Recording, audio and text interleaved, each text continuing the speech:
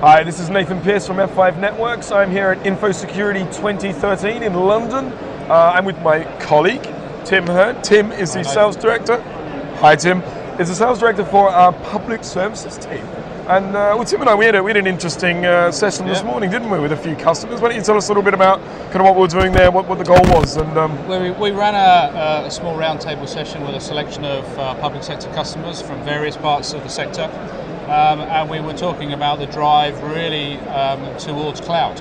So policy within the government is to, the public sector as a whole, is to drive infrastructure towards the cloud.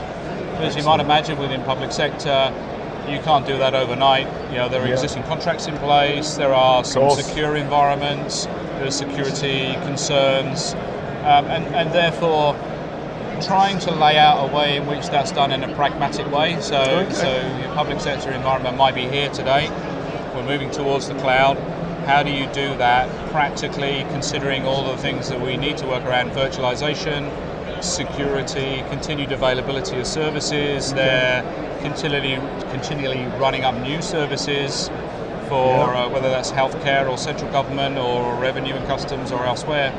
You need to be able to provide that level of assurity and practicality in getting that done. And I think it was a really Is the goal to go to cloud, to get as much to the G cloud, it's called, isn't it? The government cloud? So the government have published a cloud-first policy. So it's really focused around central government, but the expectation is that the wider public sector will move in the same direction. So, so when they're working on a program, cloud is considered to be where they should be going. Okay.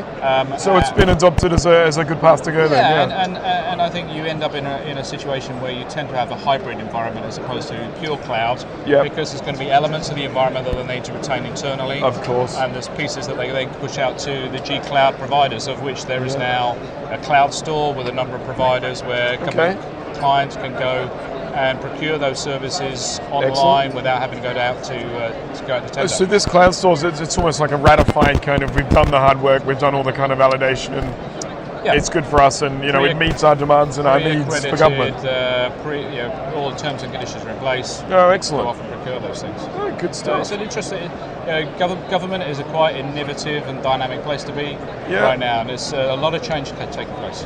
That's interesting. You mentioned before there was a lot of situations where there's contracts in place, kind of longer term contracts. Is that stalling a lot of things? Because obviously they're still going, and you can't change once you're the locked in. government are actively pursuing some of those long-term contracts and trying to drive more innovation and more value out of contracts that are in place. So great. So those prime systems integrators are very interested in working with F5 to try and find ways in which they can drive additional value, reduce cost, provide some more agility and more dynamics back into the business as well. So sounds excellent. So we're working with a lot of new programs, but also going back into some of the longer term projects and adding some additional value. Is equally a part of my team's work. So within the public sector, are they facing the same challenges we're seeing within enterprises, like dealing with BYOT, looking more at application security instead of just network security because data theft problems? Is all the same kind of issues that are being solved, or are there ones more unique? It is, but there's an additional dynamic because in public sector you've got employees that want to use BYOD or more mobile devices to be able to access internal applications within the sector, but then you've got us as a citizen who want to be able to access services online, digital services online, and we want to use our phone to do that, we want to use our iPads to do that. So as a government security organisation, IT organisation, you've got to think of both sides. And that makes life a little bit more complicated, but interesting too. Yeah, that's really interesting. Well, thanks, Tim. I really appreciate your time. Hope you've enjoyed the show. Enjoy the rest of it. It's been a very busy couple of days. Yeah, great stuff. Thanks a lot. Thanks, Tim. Cheers, thank you. Have a good day. Thank you.